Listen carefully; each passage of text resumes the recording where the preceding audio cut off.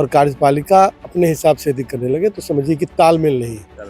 यदि ये तालमेल नहीं है तो विकासात्मक कार्य रुकते हैं। अब डेमोक्रेसी है, जब चुनाव होना होगा तो फिर जनता उसको सिद्ध करेगी। और भले ही विश्वास मत सरकार जीत गई हो सदन के अंदर, क्योंकि रोज रोज तो चुनाव होता नहीं है, लेकिन और या किसी भी वजह से, किसी भी क्रम की वजह से, लेकिन जनता में तेजस्वी प्रसाद यादव जी ही जीते हुए। आपका जो ऑब्जर्वेशन है वही सबसे बड़ा प्रमाण है। जो हम और करना चाहते थे, शायद उस पर कोई लगा नहीं कि मुख्यमंत्री जी की तरफ से बहुत ज़्यादा कोई इंथुसियाज्म नजर आ रहा हो, इसलिए ऐसी बात है। वह सरकार बहुत अच्छी तरह नहीं चल सकती। तेजस्वी प्रसाद यादव जनविश्वास यात्रा में हैं और इस यात्रा में कई सारे नेता उनके साथ हैं। जो मंथन है, जो चीजें हैं जो बताई जा रही हैं, उसमें पूर्व मंत्री आलोक मेहता जी सफलता मिल रही है क्या? कल बड़ी भीड़ थी, सीतामढ़ी, मुजफ्फरपुर और शिवहर की बात करें, आज मोतिहारी में है।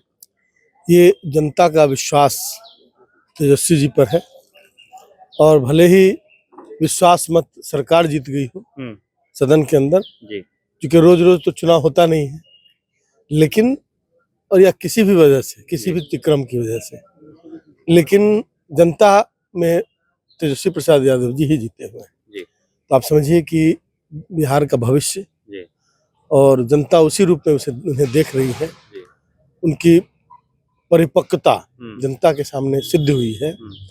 इसलिए जनता से एक संपर्क साधने का तरीका है, और हम लोग इस विश्वास यात्रा पर निकले। जब हम लोग लालू प्रसाद यादव की आवाज से वहां से निकल रहे थे तो माँ पिता का आशीर्वाद मिला। उसके बाद लगातार जनता जो है सड़कों पे खड़ी थी, जो प्रोग्राम स्थल थे उसके अलावा, तो एक जोश और जो जज्बा है आप लोगों के अंदर की, एक पार्टी टूट गई, लेकिन उसके बावजूद एक तरह से जो सियासी शक्ति है वो आप लोगों में दिख रही है। आपका जो ऑब्जर्वेशन है वही सबसे बड़ा प्रमाण है कि जनता हम लोग के साथ है। अब डेमोक्रेसी है, जब चुनाव होना होगा तो फिर जनता उसको सिद्ध करेगी। आपके नेता कहते हैं थके हुए मुख्यमंत्री, उनसे कुछ नहीं हुआ था, मैंने कर दिया और जो नहीं हुआ है वो कर देंगे। कल बात करते ये कह रहे थे। नेता ने कहा है, नेता तो बहुत सारी बातें उन्होंने कही है जो परिस्थिति परक है ही, और उन्होंने जो विकास के बहुत सारे कार्य जो हम और करना चाहते थे, शायद उस पर कोई लगा नहीं कि मुख्यमंत्री जी की तरफ से बहुत ज्यादा कोई इंथुसियाज्म नजर आ रहा हो, इसलिए ऐसी बात है।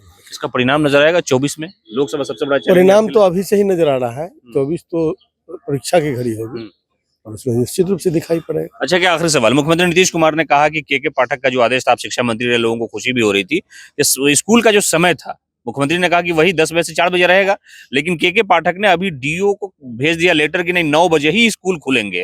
हालांकि आपने कहा कि हम सबसे मिलजुल के काम करें, लेकिन लगता है कि मुख्यमंत्री और के पाठक में टकराव हो गया कल और आज के दरमियान। मैं जिस सरकार में इस तरह के टकराव हो, वह सरकार बहुत अच्छी तरह नहीं चल सकती है।